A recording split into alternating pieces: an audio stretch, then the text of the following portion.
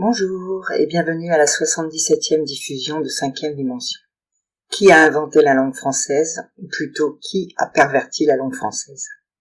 Le langage des oiseaux était très utilisé par les alchimistes. Un langage secret qui, quand on y regarde bien, est parfaitement compréhensible.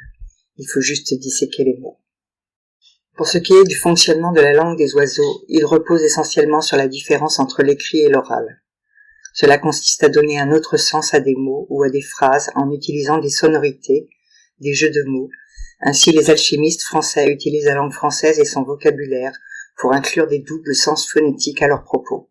Le but est de dissimuler des informations derrière des mécanismes linguistiques divers pour pousser les gens à réfléchir en cherchant le sens caché. La langue des oiseaux utilise surtout des mots aux sonorités semblables, homophonie, des jeux de mots, verlan, synesthésie, homographe et la forme des lettres, la graphie. Nous utilisons à notre insu des mots qui vont à l'encontre de nos intentions. Notre réalité est double, duel. Sachant que chaque mot a une fréquence spécifique, une énergie, un pouvoir, et pourtant nous les utilisons sans réaliser l'effet contraire qu'ils peuvent avoir sur nos intentions, nos désirs. Par exemple, vous êtes convoqué au tribunal pour y être jugé. Vous espérez que le jugement va bien se passer. Et déjà vous dites que le juge ment, ce qui est contraire à ce que vous souhaitez.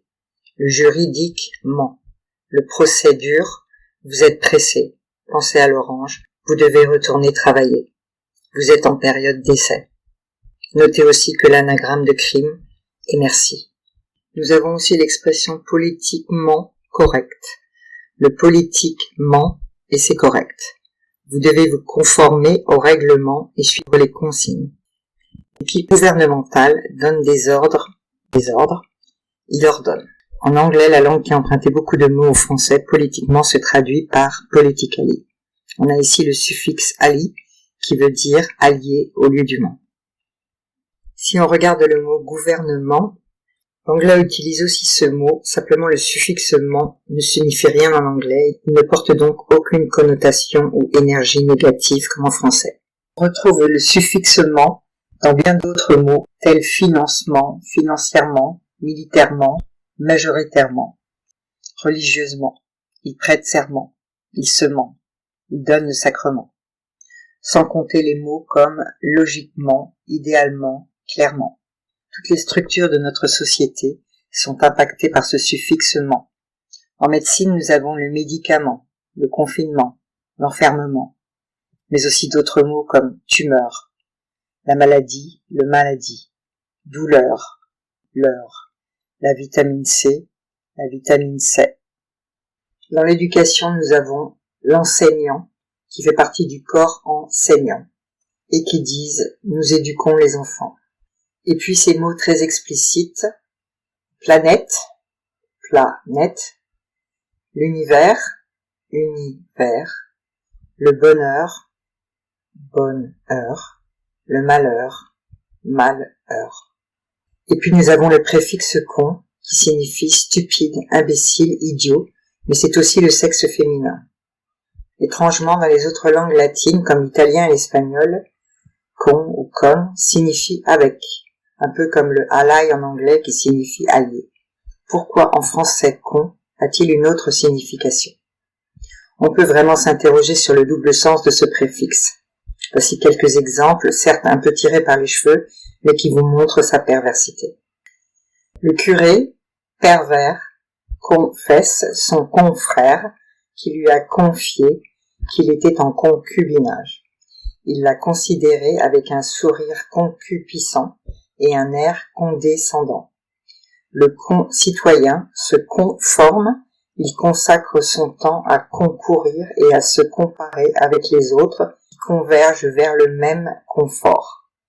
Mais l'État lui confisque, il est dans la confusion, il conteste, puis il concède, il ne peut conserver son conjoint, il consent à consumer, il consomme, mais il n'en a pas conscience, car il est contrôlé. Il s'est contenté de peu, il est convaincu par sa conscience, mais il est condamné. Il demande à être connu, il connaît beaucoup de monde. Monde est un anagramme de démon. Il invite les convives, il contribue et conviennent d'organiser un convoi. Mais les convoyeurs convol. Ils sont décontractés et contents. Il est intéressant de noter que la première personne du pluriel du passé simple disparut, car elle portait la finale âme. Nous convolâmes ou nous contestâmes. Il y aurait bien d'autres exemples avec d'autres préfixes et suffixes, par exemple avec nation, mais la liste serait trop longue. Voici juste un exemple. La vaccination, la vaccine-nation. Il semblerait que notre histoire se soit construite avec notre langue. Inutile d'aller voir un médium, tout est dit dans les mots.